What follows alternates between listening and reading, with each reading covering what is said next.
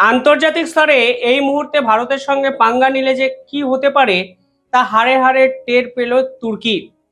তুর্কি ট্যুরিজমের একটি ডাটা কালকে প্রকাশিত হয়েছে, সেখানে দেখা যাচ্ছে অপারেশন সিন্দুরের পর ভারতীয়রা যেভাবে বয়কট তুর্কি অভিযান করেছে তার ফলে তুর্কি কিন্তু প্রায় কয়েক হাজার কোটি টাকার ক্ষতির সামনে দাঁড়িয়ে আছে।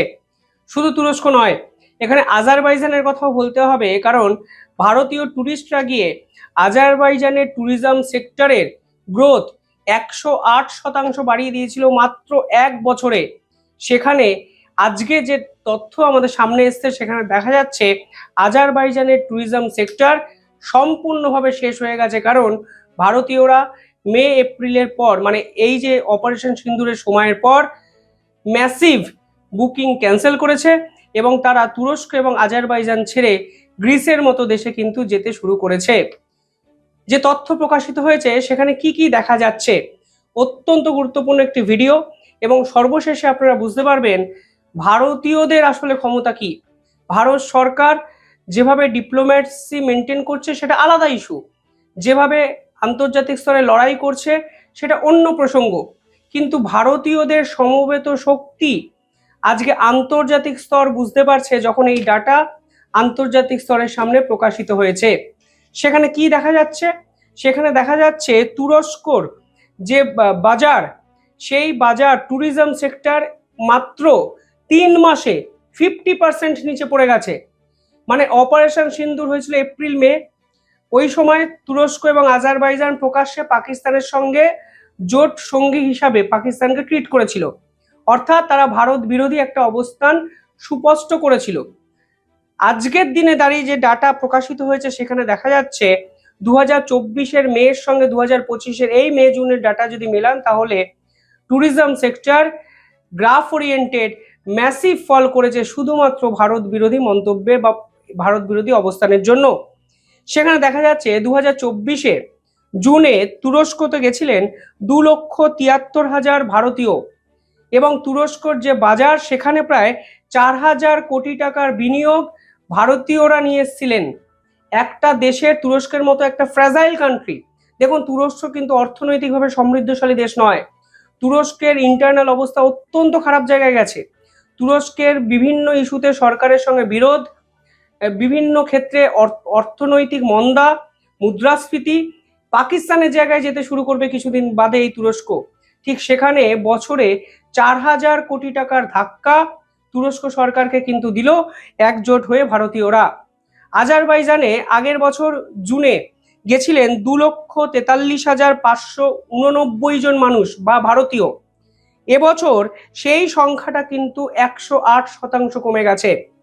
2023-এ কিন্তু এই সংখ্যাটা ছিল 1,17,302, সেখান থেকে 2022-এ হয়েছিল 2,43,579, অর্থাৎ এই সংখ্যাটি 108% বেড়েছিল, যা 2025-এ এসে সম্পূর্ণ শেষ হয়ে গেছে, এবং প্রায় 9,000-10,000 মানুষ হয়তো জুন মাসে আজারবাইজানে গেছে যারা বুকিং ক্যান্সেল করতে পারেননি। অর্থাৎ 1 লক্ষ থেকে 9,000-এ নামা একটা দেশের অর্থনীতি ঠিক কত জোরে ধাক্কা খেতে পারে তার আভাসটা হয়তো আপনারা পাচ্ছেন। আজকে গ্লোবাল রিপোর্টে এটা বেরিয়ে গেছে, ফলে আমার আর নতুন করে বলার কিছু নেই। সেখানে দেখা যাচ্ছে তুরস্কের ট্যুরিজম ইন্ডাস্ট্রি 44% ধাক্কা খেয়েছে শুধুমাত্র বয়কট তুরস্ক অভিযানের জন্য। সংখ্যাটা যদি দেখেন দেখাচ্ছে 770 কোটি টাকার লস, প্রায় 321 মিলিয়নের কাছাকাছি শুধুমাত্র ভারতীয়দের জন্য তুরস্কের ট্যুরিজম সেক্টর একদম খেয়েছে, এবং আজারবাইজানের ট্যুরিজম সেক্টর 317 মিলিয়ন লসের কাছাকাছি কিন্তু দাঁড়িয়ে আছে শুধুমাত্র ভারতীয়রা আজারবাইজানে যায়নি বলে। যদি আপনারা দেখেন এবছর জুনে আজারবাইজানে গেছিলেন মাত্র 9,934 জন ভারতীয়, কিন্তু লাস্ট ইয়ারে জুনে এই সংখ্যাটা ছিল 28,315, অর্থাৎ 3 গুণ কমে গেছে, 3 মাসে 3 গুণ কমে গেছে। এর জন্য দায়ী কে?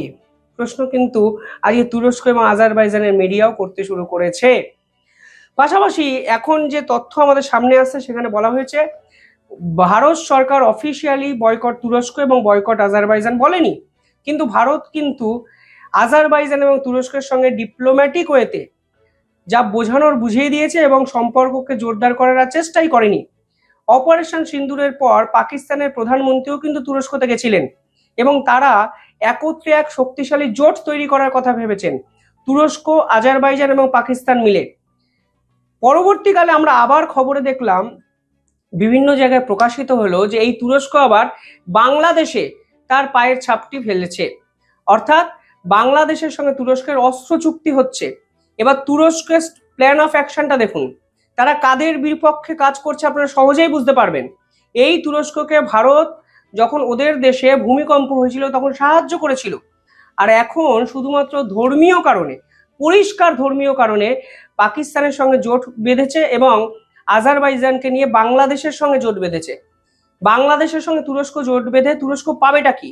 তুরস্ক তো একটা ন্যাটো কান্ট্রি, তুরস্ক রাশিয়ার থেকে সব থেকে বেশি তেল কেনে, মানে তেল শুধু নয়, এলএনজি বলুন, ন্যাচারাল গ্যাস বলুন, সমস্ত কিছু সামারাইজড যদি করেন দেখবেন রাশিয়ার অন্যতম বায়ার, সেটা ডোনাল্ড ট্রাম্প চোখে দেখতে পান না। এবার বাংলাদেশের সঙ্গে জোট বেঁধে তুরস্ক পাবেটা কি? কি পাবে জানেন? শুধুমাত্র অস্ত্র বিক্রি করতে পারবে।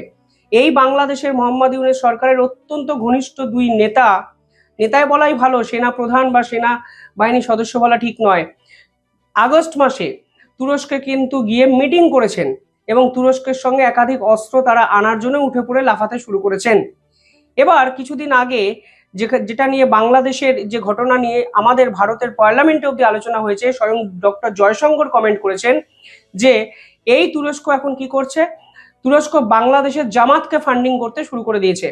শুধু তাই নয়, কিছুদিন আগে ঢাকা বিশ্ববিদ্যালয়ে একটি পোস্টার ছিল, দেখা গেছিল সেখানে বৃহত্তর বাংলা গড়ার একটা ছক ছিল, সেখানে তারা ভারতের কিছু অংশকে নিয়ে তারা ম্যাপ প্রকাশ করে দিয়েছিল, যা পরিষ্কারভাবে ভারত বিরোধী ষড়যন্ত্রকে অনুঘটকের মতো এগিয়ে নিয়ে যায় এবং এর পিছনে যে তুরস্ক আছে তা স্পষ্ট বোঝা গেছে। জামাতের মতো দলকে তারা ফান্ডিং করেছে, জামাতের যে নতুন অফিস ঢাকাতে খোলা হয়েছে তার পিছনেও কিন্তু তুরস্কের অর্থ জড়িয়ে আছে। আজারবাইজান কি করেছে? তুরস্কের সঙ্গে চলে শুধুমাত্র পাকিস্তানকে সমর্থন করে গেছে অপারেশন সিন্দুরের পর্বে।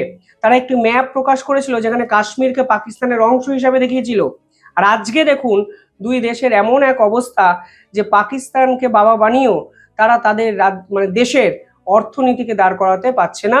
এবং আমার দৃঢ় বিশ্বাস বাংলাদেশের ভবিতব্য ঠিক এটাই হবে। পাকিস্তানকে ভরসা যারা করেছে তারা আন্তর্জাতিক স্তরে যে কোথায় হারিয়ে গেছে তা তারা নিজেরাও জানে না। যে দেশ লোনের টাকায় চলছে, যে দেশ শুধুমাত্র আমেরিকার ভরসায় বেঁচে আছে, সেই দেশ আসলে অন্য দেশের ব্যবসা বাণিজ্যের উন্নতিতে সাহায্য করবে, এ তো মস্ত বড় আহাম্মক ছাড়া আর কেউ বিশ্বাস করতে পারে না। আজকে ভারতের ট্যুরিজম ভারতের ট্যুরিস্টরা ছিল বলে আজারবাইজান এবং তুরস্কের অর্থনীতি, ইকোনমিক্যাল সেক্টর চাঙ্গা হয়ে দাঁড়িয়েছিল, কিন্তু আজকে সেই তুরস্ক এবং আজারবাইজান ভারতের সঙ্গে পাঙ্গা নিয়ে তাদের অর্থনৈতিক যে ভিত সেটা সম্পূর্ণভাবে নাড়িয়ে দিল। যাই হোক, কমেন্টে জানাবেন আপনারা কিভাবে দেখছেন। অত্যন্ত গুরুত্বপূর্ণ একটা তথ্য আপনাদের সামনে নিয়ে এলাম। চ্যানেলটিকে ভালো লাগলে একটু সাবস্ক্রাইব করে দেওয়ার অনুরোধ রইল। ধন্যবাদ।